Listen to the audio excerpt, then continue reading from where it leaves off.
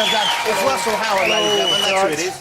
Hey, Russell, great to see you. Thank you for joining us. Pleasure. You're not going to tag me, are you? No. That was like he was like an Asbo boy, wasn't he, out there? It's great to have you on because I've been aware of your comedy now for about 2 years. Yeah. I don't know how long you've been on the scene before that. I've been on the scene for a while, yeah. Okay. We've met before. Yes, Should we tell everyone? We met very briefly at it was a charity concert. We met in a toilet. Yeah. And it was one of the lowest moments of my life because you came in and went, "You're thingamajig, aren't you?" And for some reason I panicked and went, "I can be whoever you want me to be." Of all the places to say that in a toilet, it's probably... And it was lovely. You won't remember, because your response was just, "Oh."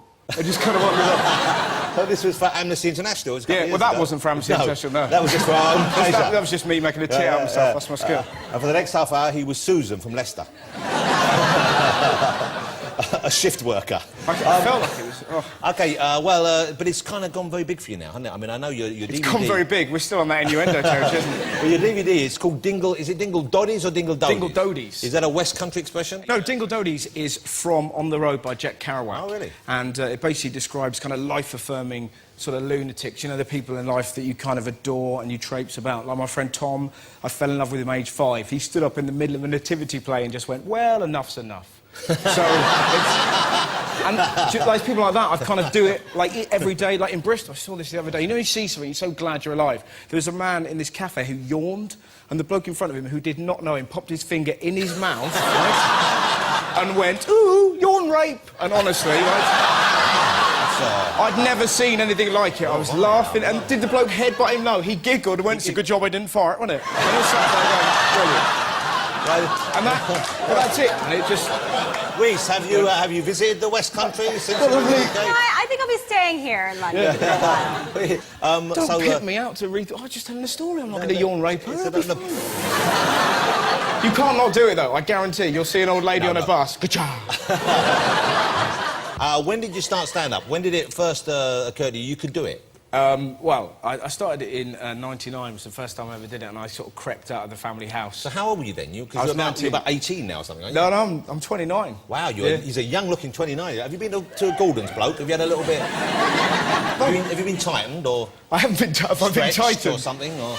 No. Pumped up, or whatever. What did you have done? You had lubricant injected into his face or something, I don't know. You could fit a deck of cards in his face still, though. I think you look lovely. You look very handsome and lovely. OK, now, I've noticed that a lot of you... Well, we mentioned your appearance. Yes. You're a handsome young man, and I know you have quite a following. Oh, yeah, you do. You have the young ladies love you, and some of the young fellas as well, I'm sure. Yes. OK. But you...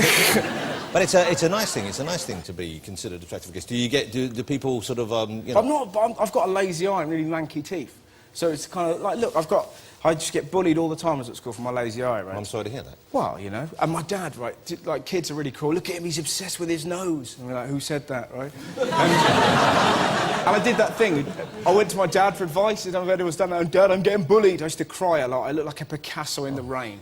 And I said, Dad... Hold on, give us a sec, because we're all choking up with emotion. But it got even worse. My dad would say this to the bullies, and they'll bully you no more. What did your dad suggest that you would say? Well, I had to go up to them and go, "Bullies, how can my eye be lazy when it wanders around so freely?" "I think you'll find, bullies, it's an imaginative eye," and the beating just... Who was your father, Sir Francis Drake? Why was he speaking in Jacobean verse? He doesn't speak like that. I don't know why I came in. My dad would sat home going, "I didn't say that." So now, where do you look for material? Because a lot of this stuff I notice is kind of like stories. It seems to come from your life a lot. Are they true stories that you embellish, or do you just make them up from scratch? What do you do? No, I kind of, a bit of both, really. Just stories and kind of seeing people and sort of travelling about. I'm quite good at being awkward. That's my major skill. So I'll make a fool out of myself and then retell it, and it's funny. Like, the other day, this doesn't pay me in a particularly good light, but I was hiding underneath my brother's bed, right? Because I'm staying with my brother, and I thought it'd be really funny, creep under his bed. I know I'm 29, it's pathetic, but I'm under his bed. And how old is your brother? My brother's 27, right? I'm kind of under his bed, and I'm giggling in anticipation, because he'll fall asleep, I'll scare him, hilarious, right? Now, he never brings girls back, right? Yeah, exactly. All of a sudden, very different, thud, thud, and you're underneath the bed going, because how can you get out of that situation? You can't pop out. So my decision was to crawl away, right? So I started crawling out like this. And for some reason, I looked back at the girl, I've no idea why, and she caught my eyes, and I just looked at her and went, "Hello!" And what was weird about it, like, what was really great about it, she looked at me and went, hello! And my brother, in the middle of the sex act, went, hello! And after that, it just got a bit weird. Okay, well... But that's my skill, I'm very good. Yeah, but it shows that you're obviously a very close family. He wasn't cross with you, he wasn't... But that's it, it's kind of that thing of that's, I guess, where my comedy comes from. It's just situations where you go, that'll be a laugh, and then it kind of is in the retelling, but I don't look good, you know? But you're quite young at heart, obviously. You're obviously a young-minded person, because as I said, you know, a lot of people, when they get about 29, they get a bit grumpy, but you're obviously still enjoying that. Well, I just, you know, I've got no time for cynicism, really. I just think, you know, we've got one chance to live. We all want to be happy. We're all going to die. Might as well go for it. Try that to the Buddhists. Absolutely. Well, nice reference. But my take on it is you could be a slug. When you think about it, it doesn't matter how depressing you're. Like, imagine actually being a slug. You look like a turd. You're covered in slime. All you do is drag your... But that's depressing. You can't even cry. If you do, the tears will melt your face. OK, let me ask you about... There was, I believe you had a weird encounter on your show. Yes. And you'll be pleased to know it's a big hit in my house. It's on BBC Three. It's called What's Allowed's Good News. It's great fun, and it's doing really well for them. I mean, it's a big hit, isn't it, on BBC? Well, most stuff on BBC Three is normally documentaries. About Yeah, kids. well, you know, the boy with a shed for a head. So, it's a pleasure, you know? Since when did that mean a shed? I went with it. It was a mime. That's a shed, everyone knows. Okay, well, it's a clown's hat. What was this with the tattooed lady? You had a weird... You were talking about a tattooed lady. You had a weird encounter with the most heavily tattooed lady? I do a thing every week called Mystery Guest, where I sort of have to pick somebody out from the news. And I have no idea. And she arrived. She's the most tattooed pensioner ever. And she was head to toe in tattoos. So she's tattooed, so she's a woman over 60. How old was she? I think she was 67. 67 years old. Yeah, I think we have a picture. They got a picture of the heavily tattooed pensioner. There she is, yeah. Well, she... you know, that was pretty much my response. It was a fairly weird moment. Once you get past the tattoos, though, she looks very good for 67, I think. It's tricky to look past the tattoos, though, isn't it? Yeah, it is hard to, because there's a lot of tattooing going on there. And Did she have them done since she turned 60, or was she having them done all her life? I didn't ask. So what did you talk about, if not the tattoos? Well, she was wearing a big jacket, so I had no idea that she was tattooed. So you had to underneath. guess who she was? Well, yeah, and I was trying to figure out, and then right at the end, she just went, "Wah-da!" and kind of revealed, and wearing a similar thing, and just her bangers were just sort of hanging down. And suddenly, you find yourself in a very awkward situation. Like, I didn't think I'd be on telly with a lady kind of swinging around like that. Can you guess who I am? And she looked like a really edgy dinner lady.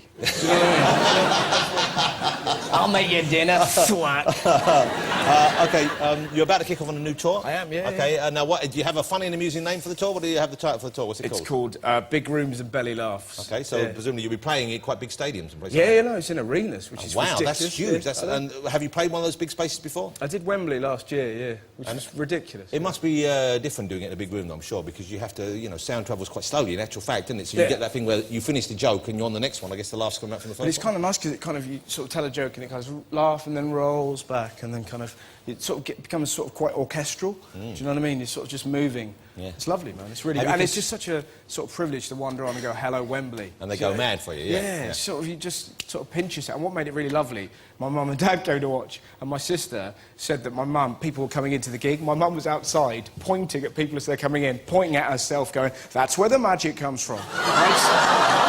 Which is just, I've never been prouder in my life, because nobody, don't pull that face, it's wonderful, nobody knew she was my mum or they'd see me as an old lady. Beautiful. That was the highlight of Wembley. Yeah, well, that's my mum being funny. How old is your mother then? My mum is 50, I think. Wow. Are you 50? Wow. She must be proud of you. They must be very pleased. Yeah, we get on really well. What does your brother do, your younger brother do for a living? He's a systems analyst. Wow. Yeah. Don't, Paul, look at you. Wow, what happened there? He's very happy. Yeah. What does your mum talk about him ever? I bet she's never outside a system analyst meeting going, that's where the money came from. That would be he's good. My sister was in Reginald Perrin. Wow. She was the secretary in the Martin Clunes remake. She was very good in it. She was very funny in that. That's my sister. I like that. Wow. So she's an actress. Any other family members? Nope, just us. You don't still live in the West Country? I guess you live here in London. No, I live in Leamington. Spa. Leamington. You live in Leamington Spa. Yeah. What happened there? That's great, man. I'm not saying it's not great, but it's unusual. Well, my girlfriend's at university doing medicine, so that's nice. we live together there. It's lovely. Yeah. She's at home at the minute with the cat and the dog, and that's where I want to be. Not that this isn't fun, but you know. Oh, thanks very much. There's people and there'll be blokes all over the country just going, "Oh, you dick." Yeah. They know why you're saying it. Yeah. Your tour starts December the 11th? Yes. Where does it start? It starts in Manchester. And so is it Manchester Arena? Is it in the big... Yeah, it's the MEN Arena. The MEN? What does MEN stand for? Manchester Evening News Arena, I think. Is that right? Yes. Well, very deep, yes. He's the fact checker from the BBC. They point out, yes, I'll just check. How deep was your voice? It's pronounced Buttress Golly. There you go. OK, great to have you here. Thank you. I've been enjoying your show. I'm looking forward to seeing more, and I'm going to try and come and see you live on tour. Oh, that'd be lovely. I'd like to do that. Ladies and gentlemen, I think you'll agree, a very funny, very talented young man, Mr. Russell Howard.